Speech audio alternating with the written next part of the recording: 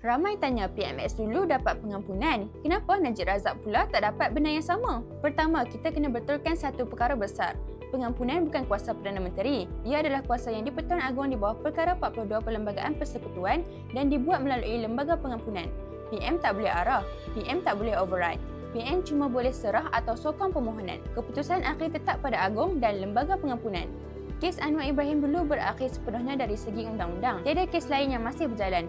Sebab tu, bila pengampunan penuh diberikan, sabitan beliau dipadam sepenuhnya. Tapi kes Najib Razak berbeza.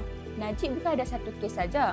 Ada beberapa kes besar yang masih berjalan dan belum selesai. Dan dari sudut undang-undang, pengampunan penuh tak boleh sapu semua kes yang belum diputuskan.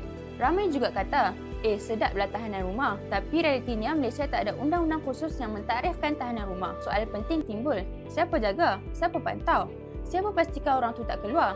Sebab tu mahkamah tekankan, kalau ada titah atau addendum sekalipun, ia mesti melalui lembaga pengampunan dan ikut prosedur yang sah. Dari segi realistik, parol adalah laluan yang lebih jelas dalam undang-undang berbanding tahanan rumah. Parol ada syarat, ada pemantauan, ada asas perundangan.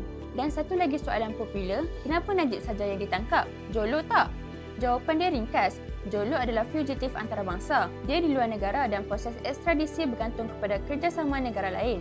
Bukan sesuatu yang boleh diselesaikan dengan satu arahan. Jadi ringkasnya, ini bukan isu pilih kasih, bukan isu PM tolong kawan dan bukan isu derhaka pada titah raja. Ini isu beza kes, beza proses, beza kedudukan undang-undang. Dan itulah 3 salah faham utama yang rakyat perlu betulkan bila bercakap soal pengampunan, tahanan rumah dan kes Najib Razak.